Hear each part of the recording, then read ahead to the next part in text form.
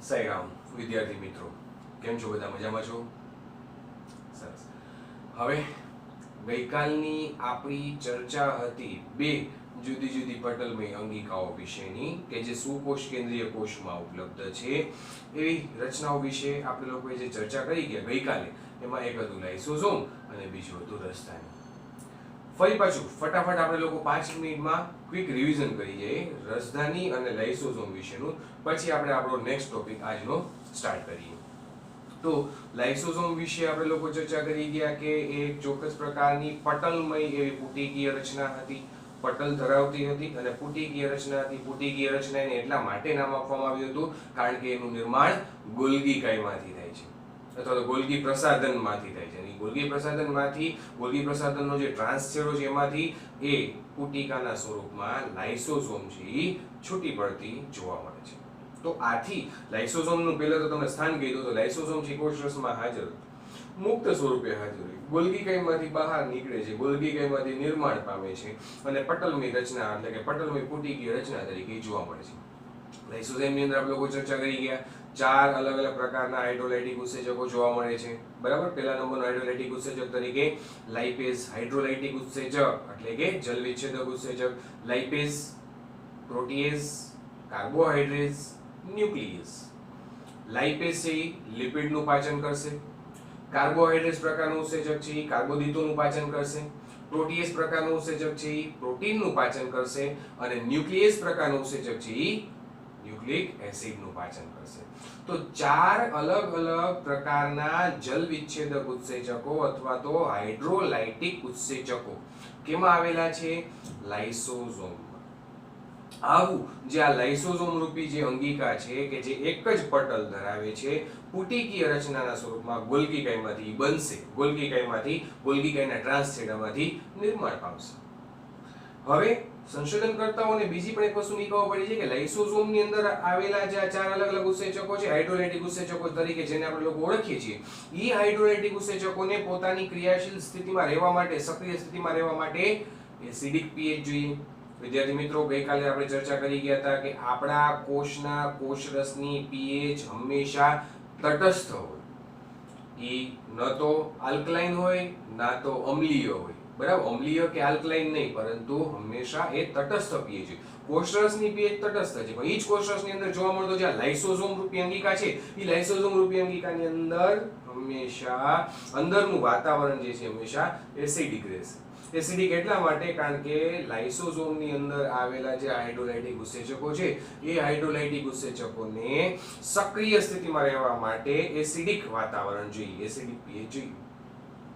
હવે આ 4 ઉત્સેચકો છે, એ 4 ઉત્સેચકોનું નોર્મલ કન્ડિશનમાં કાર્ય મેં તમને લોકોને સમજાવ્યું. ગઈકાલે આપણે ચર્ચા કરી ગયા કે ભાઈ ઈ 4 ઉત્સેચકો છે એ પાચનની ક્રિયા સાથે સંકળાયેલા છે. 4 મુખ્ય જે જૈવિક અણુઓ છે, લિપિડ, પ્રોટીન, કાર્બોદિત અને ન્યુક્લિક એસિડ. 4 મુખ્ય પ્રકારના એવા જૈવિક અણુ અથવા તો મહાઅણુ એના પાચન સાથે સંકળાયેલા છે. બરાબર. આટલી વસ્તુની ચર્ચા કરી હતી. છેલ્લે આપણે લોકોએ મેં તમને વધારાની એક નોંધ તરીકે સમજાવ્યું હતું કે આ જ લાઇસોઝોમ રૂપી અંગિકાને આત્મઘાતી અંગિકા અથવા તો સુસાઇડલ બેગ તરીકે ઓળખવામાં આવે છે. એના પછી આપણે લોકો રસધાની વિશેની ચર્ચા કરી ગયા. રસધાની પણ એક પટલ ધરાવતી એવી રચના છે. રસધાની, ધાની એટલે ચોક્કસ પ્રકારની કોથળીમય રચના, કોટરીય રચના કે જેની અંદર શું ભરેલું હોય? રસ. રસના સ્વરૂપમાં શું આવી શકે? તો કે પાણી આવી શકે, ઉત્સર્ગ પદાર્થો આવી શકે, ખનિજ તત્વો આવી શકે, અન્ય અમુક એવા ઘટકો કે જે કોષ માટે તદ્દન બિનજરૂરી છે, બિનઉપયોગી છે, વધારાના છે એવા ઘટકો, ઉત્સર્ગ દ્રવ્યો જેવા ઘટકો, ખનિજ તત્વો વગેરે વસ્તુ છે એ આ રસધાનીની અંદર રસના સ્વરૂપમાં આવેલા જોવા મળે છે. રસધાની છે એ એક પટલ ધરાવતી રચના છે, એટલે કે રસધાની ઉપર એક પટલ આવેલું હોય. ઈ જે પટલ છે એને આપણે લોકો કહીશું એના નામ ઉપરથી જ રસધાની પટલ એટલે કે ટોનોપ્લાસ્ટ. ઇંગ્લિશમાં આપણે લોકો એને ટોનોપ્લાસ્ટ કહીશું અને ગુજરાતીમાં એને રસધાની પટલ તરીકે ઓળખવામાં આવે છે. આ રસધાની પટલની અંદર જુદા જુદા આયનો ખનિજ પોષક તત્વો કે જે આયનોના સ્વરૂપમાં સંચિત થાય છે, સંગ્રહિત થાય છે અને સાનુકૂલિત વહન પામીને રસધાનીની અંદર દાખલ થાય છે. હવે આવા તત્વો કે જે ઘટકો કે જે આયનોના સ્વરૂપમાં બિનજરૂરી પદાર્થો અથવા તો ઉત્સર્ગ પદાર્થો એની માત્રા રસધાનીમાં કોષરસ કરતા વધુ હોવાથી રસધાનીની સાંદ્રતા કોષરસની સાંદ્રતા કરતા વધુ છે. સ્વાભાવિક વસ્તુ છે. સાંદ્રતાનો નિયમ તમને લોકોને ખાલી સિમ્પલ વસ્તુ સમજાવો તો ભાઈ દ્રાવણ છે એ દ્રાવણ બે વસ્તુનું બનેલું તમારે ભણવામાં આવી ગયું છે 10મા ધોરણની અંદર કે ભાઈ દ્રાવણ છે તો દ્રાવણની અંદર બે વસ્તુનો સમાવેશ થાય. એક દ્રાવક હશે અને એક દ્રાવ્ય હશે. દ્રાવક એટલે પાણી અને દ્રાવ્ય એટલે કે ચોક્કસ પ્રકારના દ્રવ્યો કે જે એ પાણીની અંદર દ્રાવ્ય સ્વરૂપે આપણને જોવા મળે છે. ઈ ઘટકો જે છે ઈ ઘટકો તરીકે જુદા જુદા અણુ આવી શકે, ખનિજ પોષક તત્વો આવી શકે, ઉત્સર્ગ પદાર્થો આવી શકે, આયનો આવી શકે, બરાબર. તો આવા બધા જે પદાર્થો છે ઈ પદાર્થો રસધાનીમાં સાનુકૂલિત વહન પામીને દાખલ થાય છે, સંચિત થયેલા હોય છે. એટલા માટે દ્રવ્યોનું સંકેન્દ્રણ એટલે કે દ્રવ્યોનું પ્રમાણ, દ્રવ્યોની માત્રા એ રસધાનીમાં વધુ હોય છે. કોના કરતા? કોષ રસ કરતા. વાનસ્પતિક કોષની અંદર જે રસધાની જોવા મળે છે તો એ વાનસ્પતિક કોષની અંદર આવેલી જે રસધાની છે રસધાનીમાં આ દ્રવ્યોનું પ્રમાણ વધુ છે એટલે કે સાંદ્રતા વધારે છે. દ્રાવકની માત્રા ઓછી છે, દ્રાવ્યનું પ્રમાણ વધુ છે એટલે સાંદ્રતા એની વધી જશે. કોની? રસધાનીની. કોના કરતા? તો કોષરસ કરતા. હંમેશા યાદ રાખો વાનસ્પતિક કોષના કોષરસ કરતા રસધાનીની અંદર સાંદ્રતાની માત્રા, દ્રવ્યોની માત્રા, દ્રવ્યોનું પ્રમાણ હંમેશા વધુ હોય. ફરી પાછી આગળની ચર્ચા યાદ કરી લે તો કોષરસમાં 90% જેટલો હિસ્સો, 90% જેટલો ભાગ એ રસધાની રોકે છે. એટલે કે 10% ભાગમાં 10% જેટલા વિસ્તારોમાં અન્ય બધી અંગિકાઓ છે એનો સમાવેશ થયેલો હોય છે, ગોઠવણી થયેલી હોય છે. એના પછી આપણે લોકો ચર્ચા આગળ વધારી હતી અમીબામાં જોવા મળતી જે રસધાની છે એનું નામ આપ્યું હતું આંકુચક રસધાની. અમીબામાં હાજર રસધાનીનો પ્રકાર આંકુચક રસધાની. અને આવી આંકુચક રસધાની કઈ પ્રક્રિયા સાથે સંકળાયેલી હતી? તો ઉત્સર્જન પ્રક્રિયા સાથે સંકળાયેલી જોવા મળે છે આંકુચક રસધાની. અને છેલ્લે આપણે લોકોએ જોયું અમુક એવા ચોક્કસ પ્રકારના પ્રાથમિક એવા સજીવો, પ્રજીવ તરીકે અથવા તો પ્રોટિસ્ટા તરીકે જેને ઓળખવામાં આવે છે, આવા આ પ્રોટિસ્ટા કે જે આ રસધાની અન્નધાનીના સ્વરૂપમાં ધરાવે છે. અન્નધાની, ધાની એટલે કોટર, અને જેની અંદર અન્નનો સમાવેશ થતો હોય, ખાદ્ય પદાર્થો જેની અંદર સંગ્રહિત થતા હોય એવી રચના એટલે કે અન્નધાની તરીકે રૂપાંતરિત સ્વરૂપેનું જોવા મળે છે. તો વિદ્યાર્થી મિત્રો આટલી ચર્ચા આપણે લોકો રસધાની વિશે કરી ગયા. રસધાનીના ટોપિકમાં તમારે રસધાની, આંકુચક રસધાની અને અન્નધાની 3 શબ્દો યાદ રાખવાના છે. રસધાની વિશેનું વર્ણન ફરી પાછું મેં તમને લોકોને કેટલા ટોપિક આગળ ભણ્યા હતા એ રિવાઇઝ કરી દીધું. તો અત્યારે આપણી ચર્ચા ચાલુ છે સુકોષ કેન્દ્રીય કોષ વિશેની. અત્યારની આપણી ચર્ચા જે ચાલુ છે એ સુકોષ કેન્દ્રીય કોષ વિશેની છે. પટલમય અંગિકાઓ વિશેનો અભ્યાસ આપણો ચાલુ છે. અભ્યાસ દરમિયાન આપણે લોકોએ શરૂઆત કરી સૌપ્રથમ કોષરસ પટલથી. સુકોષ કેન્દ્રીય કોષના કોષરસ પટલ વિશે વાત કરી. એના પછી બીજા નંબરની અંગિકા તરીકે કોષ દિવાલ વિશે ચર્ચા કરી. પછી અંતઃપટલમય તંત્ર તરીકે અંતઃકોષરસ ઝાડ રૂપી અંગિકાની વાત કરી. એના પછી ગોલ્ગી કાય વિશે વાત કરી. એના પછી લાઇસોઝોમ વિશે વાત કરી અને એના પછી રસધાની વિશે વાત કરી.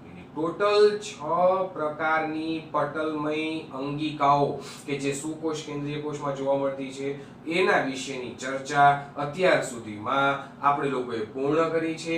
આજે ફરી પાછા આપણે લોકો નવા ટોપિક સાથે ભેગા થયા છીએ. પટલમય રચના કે જેને તમે લોકો નાનપણથી સાંભળતા હો છો, આ શબ્દ, એનું કાર્ય તમને લોકોને ખ્યાલ છે, એનું સ્થાન તમને લોકોને ખ્યાલ છે, એના વિશેની ઓવરઓલ ચર્ચા થોડીક ડિટેલમાં વધારે એ આજે આપણે લોકોએ કરવાની છે. 6 અંગિકાઓનું વર્ણન યાદ રાખજો વિદ્યાર્થી મિત્રો, પૂરું થઈ ગયું છે.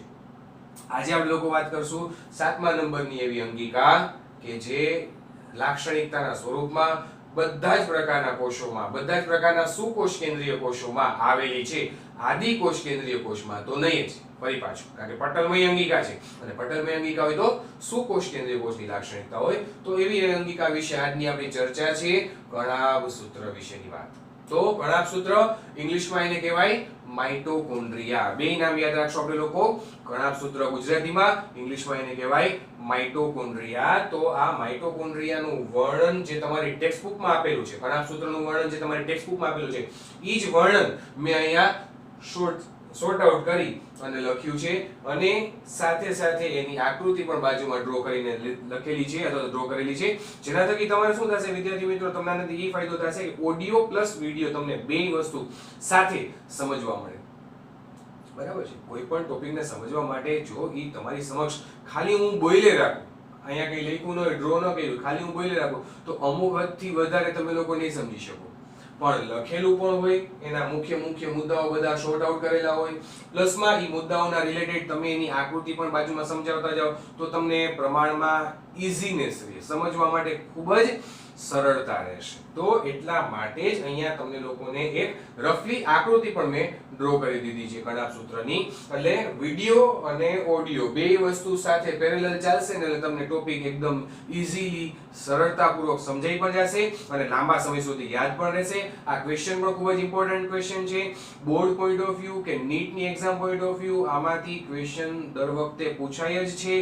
એટલે આપણે આ ટોપિકને વ્યવસ્થિત રીતે સમજશું. બધા ટોપિક ઇમ્પોર્ટન્ટ જ છે, બરાબર, પરંતુ અમુક ટોપિક જે વધુ ઇમ્પોર્ટન્ટ હશે એ હું તમને કહી દઈશ. તો કણાભસૂત્રની ચર્ચા ચાલુ કરીએ. કણાભસૂત્ર શબ્દથી તમે બધા લોકો પરિચિત છો. કણાભસૂત્ર વિશેની ચર્ચા ચાલુ કરીએ એ પહેલા મારે તમને લોકોને આકૃતિ સમજાવી દેવી છે. તમને ખાલી એક વખત આ આકૃતિ મગજમાં બેસી જશે, એક વખત તમે આકૃતિ તમને આવડી જશે, એના જુદા જુદા ભાગોનું નામકરણ અને એની કાર્યવિધિ તમને લોકોને ખબર હશે, તો તમારે આ વર્ણન જોવાની જરૂર નથી. માત્ર ને માત્ર જીવ વિજ્ઞાનની અંદર મોટા ભાગના ક્વેશ્ચન્સ છે એ આકૃતિ આધારિત હોય છે. જો તમને એની આકૃતિ આવડે, તમને આ આકૃતિ આવડે, તો આ જ બધા મુદ્દાઓ છે કે જે તમારે અહીં લખવાના છે. વિચાર કરો કેટલી હદે સહેલું થઈ ગયું. તમારે બીજું કંઈ યાદ નથી રાખવાનું, તમારે માત્ર આકૃતિની પ્રેક્ટિસ કરવાની છે. અને જીવ વિજ્ઞાન જેવો વિષય છે, બરાબર, એટલે જીવ વિજ્ઞાન વિષયની અંદર આકૃતિની મહત્વતા, આકૃતિનું ઇમ્પોર્ટન્સ ખૂબ જ છે. એવું કહી શકાય કે જીવ વિજ્ઞાન એ શરીર છે અને આકૃતિ જે છે ને ઈ એનો આત્મા છે. આકૃતિ છે એ જીવ વિજ્ઞાનનો આત્મા છે. આત્મા વગરનું સ્થૂળ શરીર નકામું છે, એટલે આત્મા હોવો જરૂરી છે, બરાબર. એટલે આકૃતિને એટલું જ ઇમ્પોર્ટન્સ આપવામાં આવેલું છે જીવ વિજ્ઞાનની અંદર. તો પહેલા આપણે આકૃતિથી શરૂઆત કરીએ, પછી આકૃતિ તમને આવડી જશે, સમજાઈ જશે, નામ નિર્દેશ તમને આવડી જશે, એટલે વર્ણન ખૂબ જ ઈઝી છે. સૌપ્રથમ કણાભસૂત્રની રચના તમે લોકો જોઈ શકો છો. આ કણાભસૂત્રની રચનામાં બે પટલ દર્શાવ્યા છે આકૃતિમાં. એક બાહ્ય પટલ છે, એક અંતઃપટલ છે. સેમ આ પ્રકારની રચના આપણે લોકો કોષ કેન્દ્રના સંદર્ભમાં, અંતઃકોષ રસજાળના સંદર્ભમાં મેં તમને લોકોને સમજાવેલી છે. કોષ કેન્દ્ર ઉપર જે કોષ કેન્દ્ર પટલ આવેલું છે એ બેવડી પટલમય રચના છે. યાદ કરો બધા લોકો. બહારનું બાહ્ય પટલ અને અંદરનું અંતઃપટલ. ત્યારબાદ એને વાત કરતા અંતઃકોષ રસજાળ પર ભણ્યા આપણે લોકો, એમાં પણ મેં બે પટલ ડ્રો કરેલા હતા. એના પછી લાઇસોસોમ અને રસધાની વિશે વાત કરી, તેમાં એક એક પટલ આવતા હતા. તો જ્યાં બે પટલ આવતા હશે ત્યાં હું તમને કહીશ, એ વસ્તુ હું હાઇલાઇટ કરીશ, એટલે તમે યાદ રાખજો કે કઈ અંગિકા છે કે જેના ઉપર એક જ સુવિકસિત પટલ આવેલું છે, અને એવી કઈ અંગિકાઓ છે કે જે બેવડી પટલમય રચના ધરાવે છે. તો કણાભસૂત્ર વિશે વિદ્યાર્થી મિત્રો વાત કરીએ તો કણાભસૂત્ર છે એ બેવડી પટલમય રચના ધરાવે છે. એક બહારનું પટલ છે, એક અંદરનું પટલ છે. જ્યાં તમે લોકો જોઈ શકો છો કે આ બહારનું પટલ કે જે એક સળંગ રચનાના સ્વરૂપમાં જોવા મળે છે. બાહ્ય પટલ જે છે એ બાહ્ય પટલ અહીંયા કેવું દેખાય છે? એકદમ સળંગ, સીધું, બરાબર છે. એની સામે અંતઃપટલ છે, એ અંતઃપટલ તમે લોકો જોઈ શકો છો આકૃતિમાં કે અંતઃપટલની રચના છે ને એ અમુક સમયે અંદરની તરફ અંતર્વલન પામતી, નિશ્ચિત અંતરે અંદરની તરફ અંતર્વલન પામતી રચનાના સ્વરૂપમાં, પ્રવર્ધમય રચનાના સ્વરૂપમાં જોવા મળે છે. ટૂંકમાં એમ તમે કહી શકો કે બાહ્ય પટલ અને અંતઃપટલ. બાહ્ય પટલ જે સીધું સળંગ છે, એમાં ક્યાંય વળાંક નથી આવતા, અને એની સામે જે અંદરનું જે અંતઃપટલ છે એ અંતઃપટલ નિયત અંતરે અંતર્વલન પામે છે. તમે જોઈ શકો છો, આ જુઓ આ અંદરની તરફ અંતર વલન પામ્યું, ફરી પાછું સીધું ગયું, ફરી પાછું અંદરની તરફ અંતર વલન પામ્યું, ફરી પાછું સીધું ગયું, ફરી પાછું અંદરની તરફ અંતર વલન પામ્યું, ફરી પાછું સીધું ગયું, ફરી પાછું અંદરની તરફ અંતર વલન પામશે અને પ્રવર્ધમય રચનાનું નિર્માણ કરશે. આ બધા શું કહેવાય? ક્રિસ્ટી અથવા તો એને પ્રવર્ધ તરીકે પણ ઓળખવામાં આવે છે. તો આવી આ પ્રવર્ધમય રચના કેમાંથી બની છે, કેમાંથી નિર્માણ પામી છે? તો અંતઃપટલમાંથી. કારણ કે બાહ્ય પટલ છે તો સળંગ છે, તો બાહ્ય પટલ સળંગ છે અને અંદરનું જે આ પટલ છે એ અંદરની તરફ નિયત અંતરે અંતર્વલન પામી અને એનું જે ક્ષેત્રફળ છે, જે સપાટીય વિસ્તાર છે, એ સપાટીય વિસ્તારને વધારવા માટે. હવે આપણને પ્રશ્ન એમ થાય કે સર શું કામ ઈ અંતર્વલન પામે છે? અંદરની તરફ વલન પામવાનું કારણ શું છે? તો એનું એકમાત્ર કારણ તમને લોકોને કહું કે સપાટીય વિસ્તાર, ક્ષેત્રફળ વધારશે. કોનું ક્ષેત્રફળ વધારશે? તો કે કણાભ સૂત્રના અંતઃપટલનું. હવે આપણને પ્રશ્ન એમ થાય કે સર અંદરનું ક્ષેત્રફળ વધારીને ફાયદો શું છે? અંદરનું ક્ષેત્રફળ વધારીને ફાયદો એ છે કે કણાભ સૂત્રોમાં એકમાત્ર થતી એવી પ્રક્રિયા કે જેનું નામ છે જારક શ્વસન. તમને બધા લોકોને ખ્યાલ છે 10મા ધોરણમાં જારક શ્વસન અને અજારક શ્વસન બંને શબ્દો પર તમારે ભણવામાં આવી ગયા છે. તો જારક શ્વસનની પ્રક્રિયા માટે સપાટીય વિસ્તાર જેમ વધુ હોય એટલું શ્વસન વધુ થશે, એટલે એ એનો મોટામાં મોટો ફાયદો છે. તો સપાટીય વિસ્તાર વધારવા માટે આવું અંતઃપટલ છે એ અંદરની તરફ થોડું થોડું અંતર્વલન પામ્યું. ટૂંકમાં વળાંકયુક્ત છે, સીધું અને સળંગ નથી. જેવું આપણને જે આ બાહ્ય પટલ જોવા મળે છે એ રીતે સળંગ નથી. રેડી? તો સૌપ્રથમ બાહ્ય પટલ, પછી અંતઃપટલ, બેવડી પટલમય રચના. પછીનો શબ્દ આવે છે આધારક. અંદરનો જે આખે આખો આ ડોટેડ ભાગ દર્શાવ્યો છે, મેં હાઇલાઇટ કર્યો છે, ડોટ્સ જે ડ્રો કરેલા છે, એ ડોટેડ વિસ્તાર જે છે એને શું કહેવાય? કણાભ સૂત્રનો આધારક વિસ્તાર. ઇંગ્લિશમાં એને કહેવાય મેટ્રિક્સ. બધા લોકો ખાસ યાદ રાખજો, આને ઇંગ્લિશમાં કહેવાય મેટ્રિક્સ. તમારે બે નામ યાદ રાખવાના છે. ગુજરાતીમાં આધારક, કણાભ સૂત્રની અંદરની જે રચના છે, જે ડોટેડ રચના કે દર્શાવી, અથવા એમ કહી શકાય કે અંતઃપટલની અંદર આવતી બધી રચના, અંતઃપટલની અંદર આવતી આખી સળંગ રચના, બરાબર, જે ડોટેડ ભાગ જે હાઇલાઇટ કરેલો છે એ બધું શું કહેવાય? એનું આધારક. અને આધારકને ઇંગ્લિશમાં શું કહેવાય? મેટ્રિક્સ. એટલે આધારક પણ યાદ રાખશું અને મેટ્રિક્સ શબ્દ પણ યાદ રાખશું. તો બાહ્ય પટલ, પછી અંતઃપટલ. અંતઃપટલની અંદર શું આવેલું છે? તો કે આધારક. ફરી પાછું આંતરપટલ અવકાશ.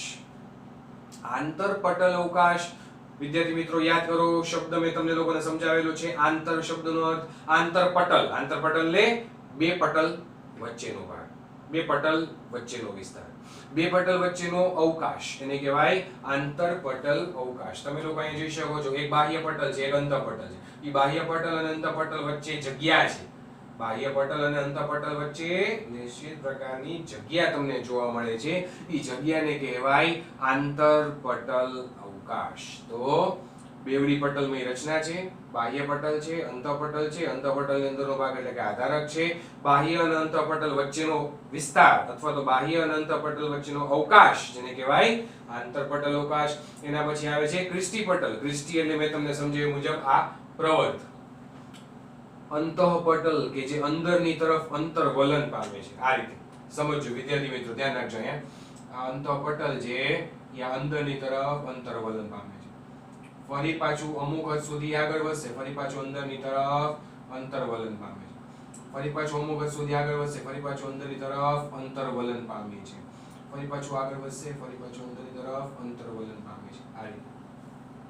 તો આ અંદરની તરફ જે અંતર્વલન પામી અને આ જે રચના બની, આ રચનાને કહેવાય પ્રવર્ત અને ઇંગ્લિશમાં એને કહેવાય ક્રિસ્ટી અને એના ઉપર આવેલું પટલ એટલે ક્રિસ્ટી પટલ. તો આવી આ નિયત અંતરે અંતર્વલન પામતી રચના અંતઃપટલની જોવા મળે છે. એટલે કે એમ કહી શકાય કે સર બાહ્ય પટલ છે હંમેશા આખે આખું સળંગ રહેતું હોય છે અને અંતઃપટલ છે ને એ સળંગ નથી રહેતું હોતું, પરંતુ ગૂંચળામય હોય છે અથવા તો વળાંકયુક્ત હોય છે, અંતર્વલન પામેલું હોય છે. અને એ જે અંતર્વલન પામેલી રચના છે એને કહેવાય ક્રિસ્ટી અથવા તો ગુજરાતીમાં કહીએ તો પ્રવર્ત. બે નામ યાદ રાખશું, પ્રવર્ત અને ક્રિસ્ટી. ત્યારબાદ વિદ્યાર્થી મિત્રો ખાસ ધ્યાનમાં રાખજો બધા લોકો, કણાભ સૂત્રની અંદર ડીએનએ ની હાજરી, કણાભ સૂત્રમાં ડીએનએ ની હાજરી. અત્યાર સુધીની આપણી જે કંઈ પણ ચર્ચા છે એ ચર્ચા આપણે કરી ગયા, પણ એ જે રંગસૂત્રીય ડીએનએ છે એના વિશેની વાત કરી.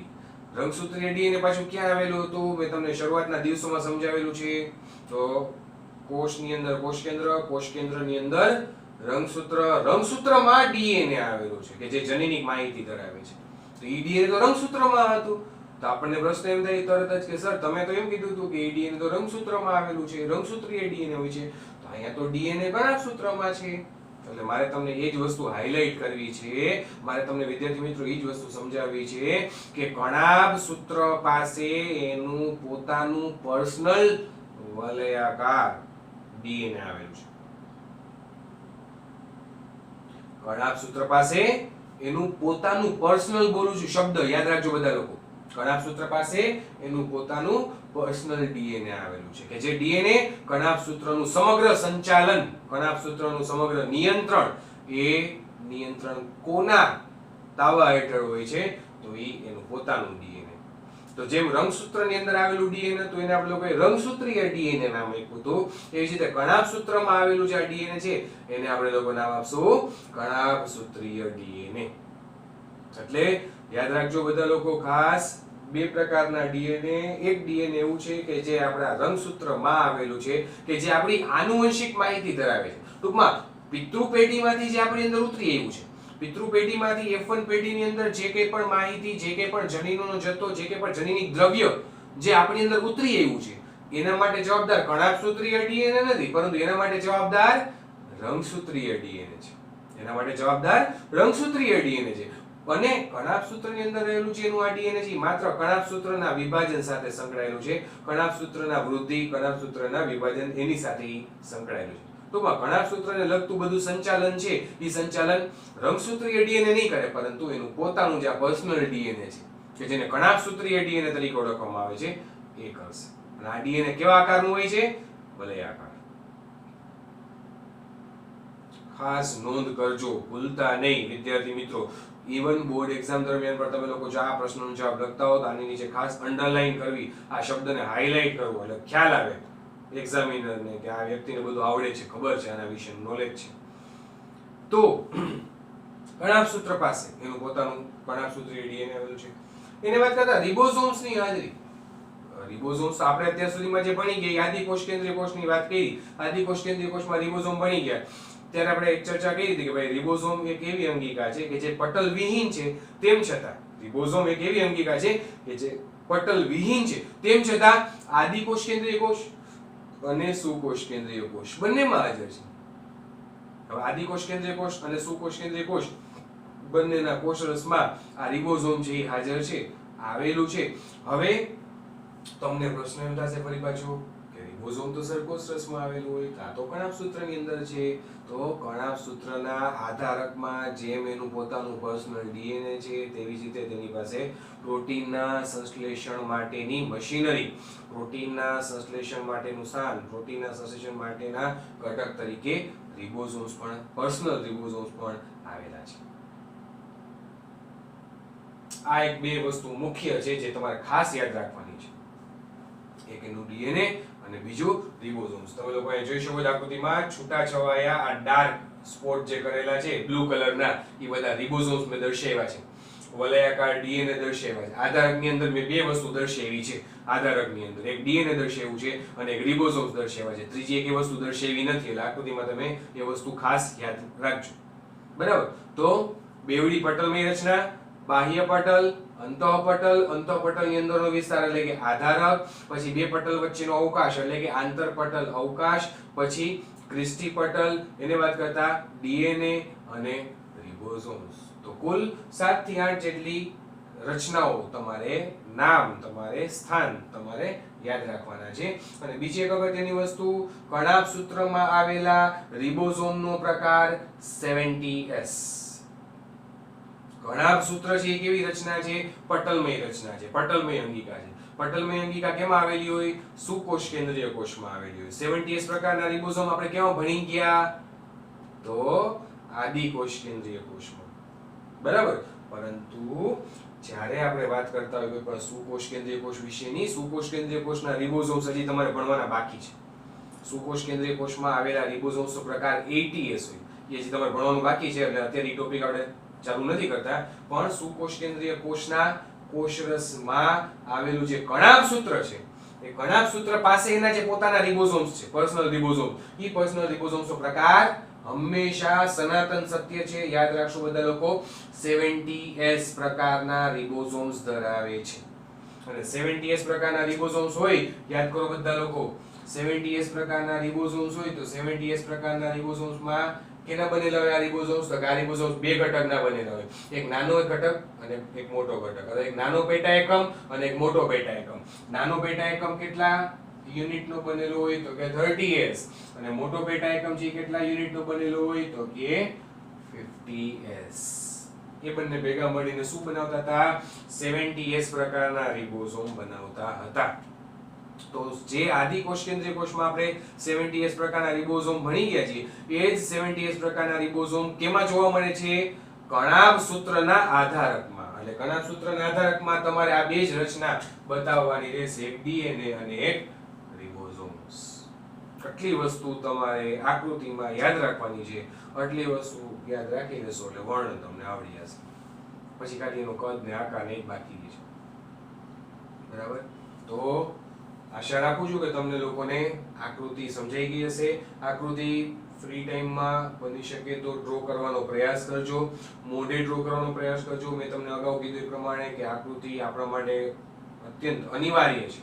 અનિવાર્ય છે એમ બોલું છું, નહીં ચાલે, આકૃતિ વગર નહીં ચાલે. અને 4 માર્ક્સનો ક્વેશ્ચન હોય, બોર્ડ એક્ઝામની અંદર 4 માર્ક્સનો ક્વેશ્ચન હોય ને, તો 4 માર્ક્સના ક્વેશ્ચનની અંદર 1.5 માર્ક્સ, 4 માર્ક્સના ક્વેશ્ચનની અંદર 1.5 માર્ક્સ છે આકૃતિના હોય છે. જો કદાચ તમે આકૃતિને સ્કીપ કરી નાખશો ને, બરાબર, તો 1.5 માર્ક્સ તમારે એમને મળી જશે. માત્ર 2.5 માર્ક્સમાંથી તમારું કાઉન્ટિંગ થશે.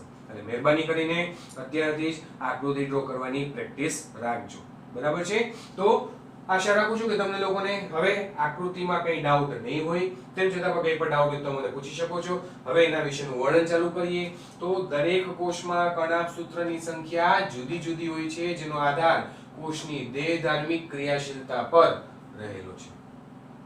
વાક્ય રચનાને ઊંડાણપૂર્વક સમજવાનો પ્રયાસ કરજો કે દરેક કોષમાં કણાભસૂત્રની સંખ્યા, કણાભસૂત્ર હાજર હોય પરંતુ ઓછા વધતા પ્રમાણમાં, અમુકમાં વધુ માત્રામાં હાજર હોય, અમુકમાં ઓછી માત્રામાં હાજર હોય છે. અને એનું કારણ શું? તો કે જેનો આધાર કોષની દેહધાર્મિક ક્રિયાશીલતા. કયો કોષ દેહધાર્મિક રીતે પ્રમાણમાં વધુ ક્રિયાશીલ છે? વધુ ક્રિયાશીલ જેમ બોલું છું, બરાબર? કોષો બધા ક્રિયાશીલ જ હોય, બરાબર? સક્રિય હશે એ જ કોષો ટકી શકે, જે નિષ્ક્રિય થઈ જશે એ કોષો છે એ નાબૂદ થઈ જશે, બરાબર, મૃત્યુ પામશે. તો કોષો બધા શરીરની અંદર અત્યારે જે છે બધા સક્રિય કોષો છે, દેહધાર્મિક રીતે ક્રિયાશીલ જ છે, પરંતુ એમાં પણ અમુક કોષો વધુ ક્રિયાશીલ. દાખલા તરીકે અત્યારે મારી બોલવાની પ્રક્રિયા ચાલુ છે, બોલવાની પ્રક્રિયા ચાલુ છે, તો મારા ગાલના કોષો, જીભના કોષો, આંખના કોષો, મગજના કોષો એ પ્રમાણમાં વધુ કાર્યરત છે. મારા હાથના કોષો પ્રમાણમાં વધુ કાર્યરત છે. અત્યારે હું ઊભા વાત કરું છું, તમારી સાથે બોલું છું, એટલે મારા પગના કોષો પ્રમાણમાં વધુ સક્રિય છે. અને જે કોષ દેહધાર્મિક રીતે પ્રમાણમાં વધુ ક્રિયાશીલ હોય, સક્રિય હોય, તેની અંદર કણાભસૂત્રની માત્રા હંમેશા વધુ હશે. હવે તમે વિચારો કે શું કામ આવું થતું હશે વિદ્યાર્થી મિત્રો? તો આનું કારણ પણ તમને લોકોને સમજાવું કે જે કોષ પ્રમાણમાં દેહધાર્મિક રીતે વધુ ક્રિયાશીલ છે, તો એ કોષને ઉર્જાની જરૂર વધુ પડતી હશે, શક્તિની આવશ્યકતા વધુ હશે. અને શક્તિની આવશ્યકતા વધુ હોય તમારે તો શું કરવું પડે? તમારે તો કે કણાભસૂત્ર.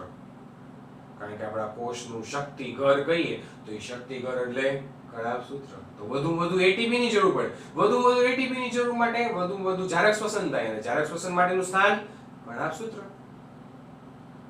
આપણે એમ થાય કે મારે શક્તિની વધુ જરૂર છે તો હું ગમે એટલો ખોરાક લઈ લઉં. ચાલો, ખોરાક લઈ લીધો, વાત સાચી, પરંતુ પછી શું થશે? એ ખોરાકમાં રહેલા જે કાર્બોદિત છે, ગ્લુકોઝ છે, એ જારક શ્વસનમાં જશે. એ જારક શ્વસનમાં જશે ત્યારે તો એમાંથી એટીપી બનશે. 38 એટીપી મુક્ત થતા હતા, યાદ કરો વિદ્યાર્થી મિત્રો. તો એ 38 એટીપી ગ્લુકોઝના અણુનું જ્યારે સંપૂર્ણ દહન થયું ત્યારે બનતા હતા. તો એ એટીપી છે એનો ઉપયોગ આપણે લોકો જુદી જુદી દેહધાર્મિક પ્રક્રિયાઓ કરવા માટે કરીએ છીએ. તો કહેવાનો તાત્પર્ય શું છે કે તમારા શરીરની અંદર જે ભાગ પ્રમાણમાં વધુ કાર્યદક્ષ હશે, જેને વધુ શક્તિની આવશ્યકતા હશે, એ ભાગમાં એવા પેશીની અંદર, એવા કોષોની અંદર કણાભ સૂત્રની માત્રા પ્રમાણમાં વધુ હશે. બરાબર, વધુ હોય છે.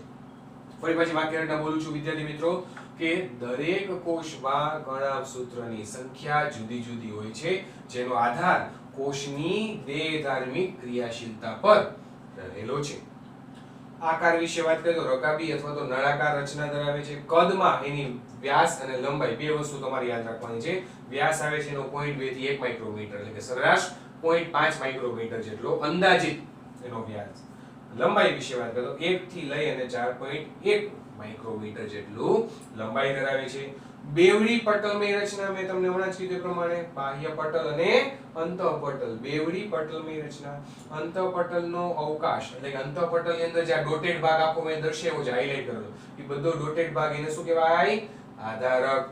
અને આકૃતિમાં પણ તમે લોકો જોઈ શકો છો આધારકમાં એરો મેં ક્યાં સુધી દર્શાવ્યો છે, નિશાની ક્યાં સુધી દર્શાવી છે, એ આધારકનો વિસ્તાર છે, એટલે કે ઇંગ્લિશમાં એને મેટ્રિક્સ તરીકે ઓળખવામાં આવે છે. બાહ્ય પટલ સળંગ રચના જ્યારે અંતઃપટલ અંતર્વલન પામી અંદરની તરફ અનેક પ્રવર્ધો રચે છે, જેને ક્રિસ્ટી કહેવાય છે. અગાઉ ચર્ચા કરી ગયા પ્રમાણે યાદ આવે છે? હવે આકૃતિ મુજબનું જ વર્ણન છે. આ વર્ણન બધું તમારું ટેક્સ્ટ બુકનું છે. તમને આકૃતિ આવડતી હશે એટલે તમે બેઠે બેઠું વર્ણન લખી શકો. બરાબર. બાહ્ય પટલ છે કેવું હોય? હંમેશા સળંગ. અને એની સામે અંદરનું પટલ છે, અંતઃપટલ છે, કે અંતઃપટલ અંતર્વલન, અંદરની તરફ વળાંક પામે. આવી અંતર્વલન પામેલું છે, અંદરની તરફ વળાંક પામેલું. અંતર્વલન પામીને શું નિર્માણ કરે? પ્રવર્ધોનું નિર્માણ કરે છે. ઈ પ્રવર્ધો એટલે ક્રિસ્ટી. આ પ્રવર્ધોને ક્રિસ્ટી તરીકે ઓળખવામાં આવે છે. ત્યારબાદ ક્રિસ્ટી તેના અંતઃ સપાટીય વિસ્તારમાં વધારો કરે છે, ક્ષેત્રફળની અંદર વધારો કરશે શ્વસન માટે. કાર્યને સંબંધિત ચોક્કસ પ્રકારના ઉત્સેચકો બંને પટલમાં હાજર. કાર્યને સંબંધિત, કાર્ય છે એનું જારક શ્વસનનું, અને ઈ જારક શ્વસનને લગતા જે ચોક્કસ પ્રકારના ઉત્સેચકો છે, ઈ ઉત્સેચકો આ બંને પટલમાં આવેલા છે, બાહ્ય પટલમાં તેમજ અંતઃપટલમાં હાજર છે. તમારે તો એના વિશે ચર્ચા 10મા ધોરણમાં થોડી ઘણી આવી ગઈ છે. આપણે હવે ડિટેલમાં ચર્ચા કરશું કે 38 એટીપી નિર્માણ પામ્યા તો કેવી રીતે નિર્માણ પામશે. બરાબર. તમારે જે 10માં આવી ગયું છે એમાં આવી ગયું છે એક ગ્લુકોઝનો અણુ હોય, એક ગ્લુકોઝનો અણુ ગ્લાયકોલિસિસમાં જારક શ્વસનની અંદર ગ્લાયકોલિસિસ થાય, પહેલો તબક્કો. ઈ જે ગ્લાયકોલિસિસ થાય તો ગ્લાયકોલિસિસના અંતે એક ગ્લુકોઝમાંથી 2 પાયરુવિક એસિડના અણુ છૂટા પડતા હતા. ઈ 2 પાયરુવિક એસિડના અણુઓ ટીસીએ ચક્રમાં જાય, એનું ઓક્સિડેટિવ ફોસ્ફોરીકરણ થાય, એટલે પ્રક્રિયાના અંતે એક ગ્લુકોઝનું જ્યારે સંપૂર્ણ દહન થાય ત્યારે કુલ 38 એટીપી છૂટા પડે અથવા 38 એટીપી મળે. અને ઈ 38 એટીપી નો ઉપયોગ આપણે લોકો દેહધાર્મિક ક્રિયા કરવા માટે કરીએ છીએ. ઈ 38 એટીપી નો ઉપયોગ આપણે લોકો દેહધાર્મિક પ્રક્રિયા કરવા માટે કરશું. બરાબર. પરંતુ કહેવાનો તાત્પર્ય એ છે કે ઈ 38 એટીપી નિર્માણ પામશે તો કઈ જગ્યાએ સંશ્લેષણ થાય છે? તો સંશ્લેષણ થાય છે કણાભ સૂત્રના પટલ ઉપર, કે જે આ બાહ્ય પટલ અને અંતઃપટલ છે ને એના ઉપર. ત્યાં શક્તિનું નિર્માણ થાય છે, અને શક્તિનું નિર્માણ કરવા માટે જુદા જુદા ઉત્સેચકોની જરૂર છે. તો એ ઉત્સેચકોની હાજરી એ આ પટલ ઉપર આવેલું છે. તો કાર્યને સંબંધિત ચોક્કસ પ્રકારના ઉત્સેચકો બંને પટલમાં હાજર. મુખ્ય કાર્ય છે એનું તમને બધા લોકોને ખ્યાલ જ છે, જારક શ્વસન. જારક શ્વસનના 2 પ્રકાર છે, જારક અને અજારક. ઓક્સિજનની અપર્યાપ્તતા હોય, ઓક્સિજનની ગેરહાજરીમાં થતું શ્વસન જેને અજારક શ્વસન તરીકે ઓળખવામાં આવે છે. ઓક્સિજનની પર્યાપ્ત માત્રા હોય, ઓક્સિજનની હાજરીમાં થતી ચયાપચય પ્રક્રિયા, ઓક્સિજનની હાજરીમાં થતી શ્વસનની પ્રક્રિયા જેને જારક શ્વસન તરીકે ઓળખવામાં આવે છે. કે જે જારક શ્વસનના અંતે આપણને શું મળે છે? તો જારક શ્વસનના અંતે આપણને એટીપી મળે છે. એટીપી નું નિર્માણ થાય છે. એટીપી છે શું છે? તો કે એટીપી છે આપણું ઊર્જા ચલણ છે. એટીપી છે આપણી શક્તિનું એકમાત્ર સ્વરૂપ છે, કે જે શક્તિનું એકમાત્ર સ્વરૂપ આપણા શરીર દ્વારા, આપણા શરીરના કોષો દ્વારા ઉપયોગમાં લેવામાં આવે છે. જુદી જુદી જૈવ રાસાયણિક પ્રક્રિયા કરવા માટે, જુદી જુદી દેહધાર્મિક પ્રક્રિયા કરવા માટે ઊર્જાનો એકમાત્ર સ્ત્રોત છે આપણી પાસે, ઈ છે એટીપી. ખોરાક ગમે તેટલો લેશું, જ્યાં સુધી ઊર્જા એમાંથી ખોરાકમાંથી છૂટી નહીં પડે, ખોરાકમાંથી જ્યાં સુધી એટીપી છૂટા નહીં પડે ત્યાં સુધી ખોરાક આપણા માટે નકામો છે. આપણા કોષો ડાયરેક્ટ કોઈ પણ ખોરાકનું, કાર્બોદિતનું કે પ્રોટીનનું પ્રત્યક્ષ રીતે એનો ઉપયોગ ન કરી શકે, પણ એમાંથી ઉર્જા છૂટી પડે, એ ઉર્જા એટીપી ના સ્વરૂપમાં સંચિત થાય, એ એટીપી નો ઉપયોગ આપણે લોકો કરીએ છીએ. આ બધી ચર્ચા તમારે આવશે, પણ એ ચોથા યુનિટની અંદર એટીપી નું નિર્માણ, 38 એટીપી કુલ કેવી રીતે બને છે, ક્યાંથી બને છે, એના વિશેની ચર્ચા આપણે આગળ કરશું. તો મુખ્ય કાર્ય તરીકે જારક શ્વસન એટીપી ના નિર્માણ કરવા માટે એનું મુખ્ય કાર્ય છે કે જે ઉર્જા ઘર તરીકે આપણે લોકો કણાભસૂત્રને ઉર્જા ઘર તરીકે ઓળખીએ છીએ. એના આધારક વિસ્તારની અંદર વલયાકાર પ્રકારનું ડીએનએ, જેવું કે આપણે અગાઉ ચર્ચા કરી કે મુજબ થોડા ઘણા આરએનએ ના અણુ પણ હોય છે, રિબોસોમ્સ 70S પ્રકારના હોય છે અને પ્રોટીન સબસ્ટેશન માટેના ઘટકો. તો વલયાકાર પ્રકારનું ડીએનએ, થોડા ઘણા આરએનએ ના અણુઓ, 70S પ્રકારના રિબોસોમ્સ અને પ્રોટીન સબસ્ટેશન માટેના અન્ય બીજા ઘટકો. આ ચાર વસ્તુ કેમાં આવેલી છે? આધારકની અંદર. કોના? કણાભસૂત્રના. તો કણાભસૂત્રના મેટ્રિક્સમાં, કણાભસૂત્રના આધારકમાં કઈ ચાર રચનાઓ આવેલી, કઈ ચાર વસ્તુ આવેલી છે? તો એક તો વલયાકાર ડીએનએ, થોડા ઘણા આરએનએ ના અણુઓ, 70S પ્રકારના રિબોસોમ્સ અને પ્રોટીન સબસ્ટેશન માટેના ઘટકો. અને છેલ્લે આવે છે કણાભસૂત્ર કે જે દ્વિભાજન દ્વારા વિભાજન પામે છે. દ્વિભાજન શબ્દ તમારે ભણવામાં આવી ગયો. દ્વિ એટલે બે, ભાજન એટલે કે બે ભાગમાં ડિવાઈડ થવું. અલિંગી પ્રજનનનો એક પ્રકાર છે દ્વિભાજન. યાદ કરો બધા લોકો, 10માં આવી ગયું છે તમારે ભણવામાં. અલિંગી પ્રજનનનો આ એક પ્રકાર છે દ્વિભાજન. તો આવું આ દ્વિભાજન દ્વારા કણાભસૂત્ર છે વિભાજન પામશે. હવે આપણને પ્રશ્ન છે સર કણાભસૂત્રને વિભાજન પામવાની શું જરૂર છે? તો કણાભસૂત્ર વિભાજન ત્યારે પામશે જ્યારે કોઈ પણ એક પિતૃકોષ હોય, એ એક પિતૃકોષનું જ્યારે કોષ વિભાજન ચાલુ હોય અને 24 કલાકને અંતે એ એક પિતૃકોષમાંથી જ્યારે બે દોહિત્ર કોષ છૂટા પડતા હોય, તો તે સમયે કણાભસૂત્ર છે એ ભાગે પડતા બંને કોષોની અંદર, બંને બાળકોષોમાં સરખા ભાગે પડતા વિભાજિત થઈ શકે. એટલા માટે ત્યારે કણાભસૂત્રના દ્વિભાજનની જરૂર પડે, ત્યારે એની આવશ્યકતા રહેતી હોય છે. તો વિદ્યાર્થી મિત્રો, આજની આપણી ચર્ચા હતી બેવડી પટલમય અંગિકા અથવા તો ચોક્કસ પ્રકારની એવી રચના કે જે કોષના શક્તિઘર, કોષના ઉર્જાઘર તરીકે ઓળખાય છે એવી રચના, જેનું નામ છે કણાભસૂત્ર, ઇંગ્લિશમાં માઇટોકોન્ડ્રિયા. બરાબર. તો આશા રાખું છું કે તમને લોકોને ટોપિક સમજાઈ ગયો હશે. ન સમજાય તો તમે એની ટાઈમ મને કોલ કરી શકો છો, મને વોટ્સએપ કરી શકો છો, પૂછી શકો છો. પરંતુ ખાસ ધ્યાન રાખજો, આકૃતિ જેમાં મેં ડ્રો કરી છે એ બધી જ આકૃતિ તમારે ડ્રો કરવી પડશે. બરાબર. એટલે અત્યારથી જ ફ્રી ટાઈમમાં બેઠા બેઠા આકૃતિની પ્રેક્ટિસ પણ કરજો. અને હું તમને લોકોને અલગથી પીડીએફ ફાઇલ મોકલું છું, એટલા માટે જ મોકલું છું જેના થકી તમે એમાંથી આકૃતિ જોઈ અને ડ્રો કરી શકો અને એની પ્રેક્ટિસ કરી શકો. અને પીડીએફ ફાઇલ જે મોકલું છું એને પણ ગહન રીતે એનો અભ્યાસ કરતા રહેજો. આ જ વસ્તુ લખાણનું પીડીએફમાં આ જ વસ્તુ હોય છે. બરાબર. પરંતુ તમને લોકોને શોર્ટ ફોર્મમાં મેં આ વસ્તુ સમજાવેલી હોય છે. બરાબર છે. તો આટલું વર્ણન હતું કણાભસૂત્ર વિશેનું. આજના માટે આજની આપણી આ ચર્ચા અહીંયા આવીને પૂરી થાય છે. આવતીકાલે વિદ્યાર્થી મિત્રો ફરી પાછા આપણે લોકો ભેગા થશું, ફરી પાછા નવા ટોપિક સાથે, નવી પટલમય રચના સાથે ભેગા થશું. Thank you. સાઈ રામ.